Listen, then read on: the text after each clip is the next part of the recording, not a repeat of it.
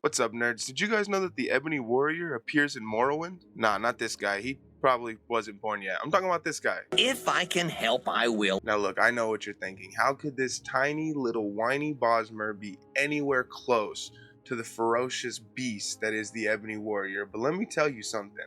It's exactly what he wants you to think.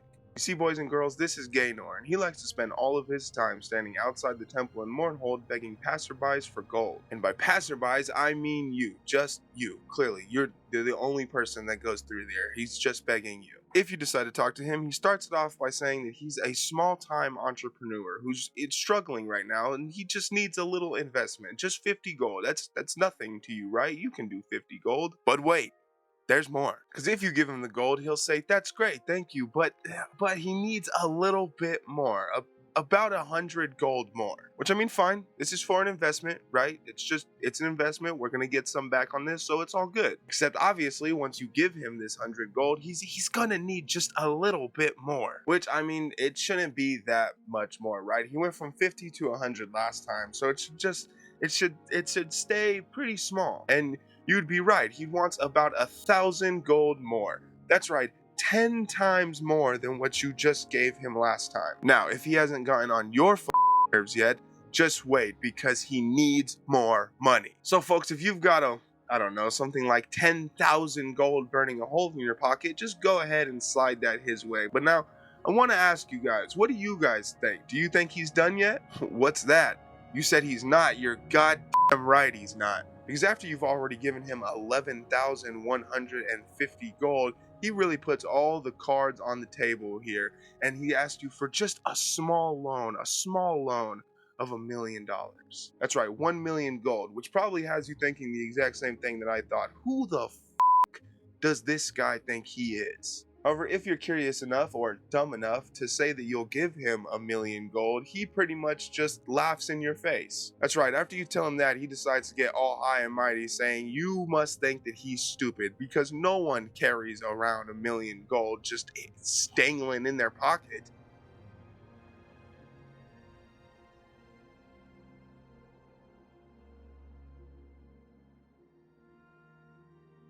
But at this point, he says he's had enough of your insults, which makes no f***ing sense, and then says he's gonna teach you a lesson for laughing at him and disappears. Oh, but what if I ever tell him no, you're asking? Well, if at any point you tell him no, he'll pretty much throw a fit saying that nobody tells him no and that you're gonna regret that, and then he runs off. That's right, pick whatever option you want because both these roads lead to the same exact place. Actually, don't. Pick no, because then you don't have to give him 11,150 gold and an ebony short sword. Just pick no, just tell him no from the start. He does come back after he disappears for a little bit and comes back with a vengeance. A vengeance in the form of an ebony longsword and a full set of ebony armor. But guess what? Just like his begging, it doesn't stop there because he also has 155 strength now, plus 255 luck. What the fuck? But you know what's funny? There is still more because he also has an ability called Gaynor's ability.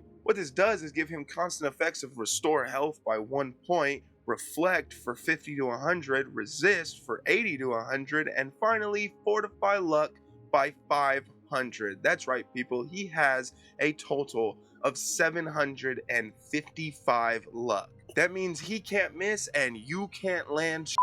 And this is not no glorious battle on the top of a mountain between the two strongest warriors in the land. No, he is not coming with any spells, any shouts, obviously. He is just here to give you the most straight-cut, stone-cold ass whooping of your life right in front of the temple, right for everyone to see.